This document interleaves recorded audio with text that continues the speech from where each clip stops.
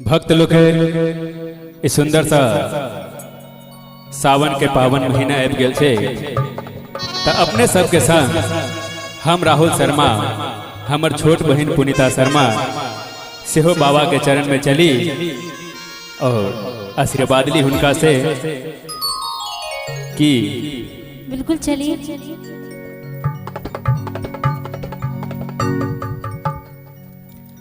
शंभुदानियो जल लेने करे छे पुकार, करे छे पुकार यो बाबा,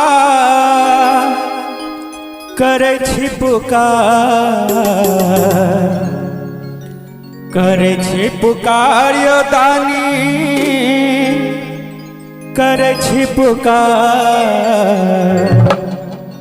शंभुदानियो जल लेने करे छे पुकार, शंभुदानियो जल लेने करे छे पुकार, करे छे पुकार यो बाबा, करे छे पुकार, करे छे पुकार यो दानी, करे छे पुकार। शंभुदानियो जल लेने करे छे पुकार, शंभुदानियो हाथ जोड़े द्वार पर छिठार, करे छे पुकार बाबा, करे छे पुकार, करे छे पुकार बाबा, करे छे पुकार।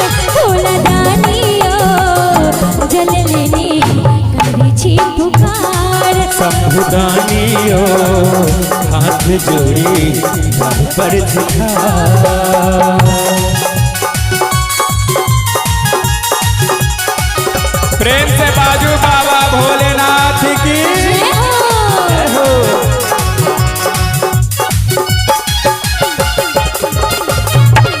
जय हो।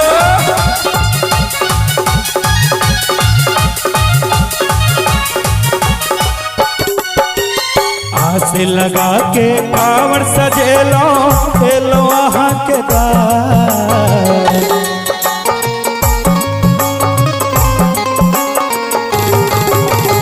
आस लगा के कांवर सजेलो हेलो वहाँ के द्वार। बोल बम के नारा लगावत, बोल बम के नारा लगावत, खेलो जय जयकार। भोला दानियो जल लेने द्वार पर छिठार, शंभुदानियो जल लेने करे छे पुकार, करे छे पुकार यो बाबा, करे छे पुकार, करे छे पुकार यो भोला, करे छे पुकार।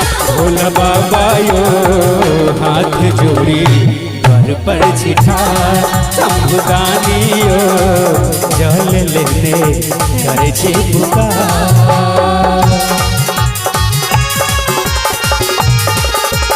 जय हो।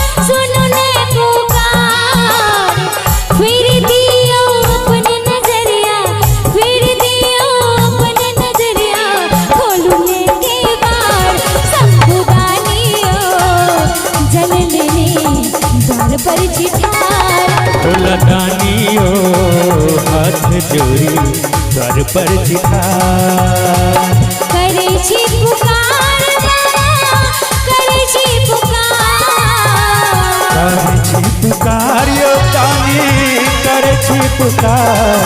भोला बाबा यो जल लेने पुकार संबुदानियो हाथ जोड़े घर पर सिखार।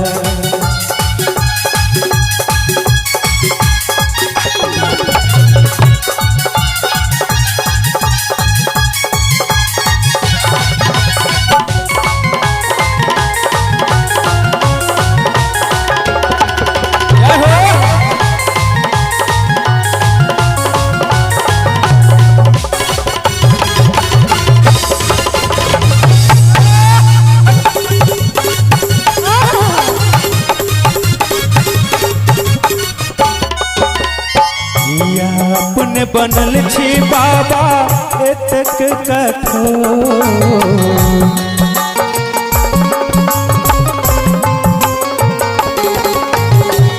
अपने बनल छी बाबा एतक कठोर। राहुल पुनीता काब नचारी, राहुल पुनीता काब नचारी बनल छवि भोर संबुदानियो खोल दियो अपने जवान खोलदानियो हाथ जोड़े घर पर सिखार।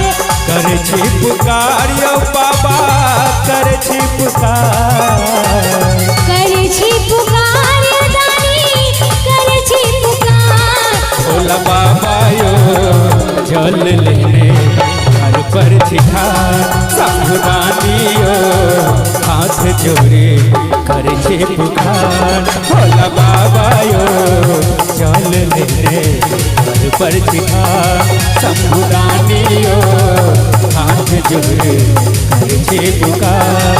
भोला बाबा यो जल लेने द्वार पर सिखार। प्रेम से बाजू भोलेनाथ की जय हो।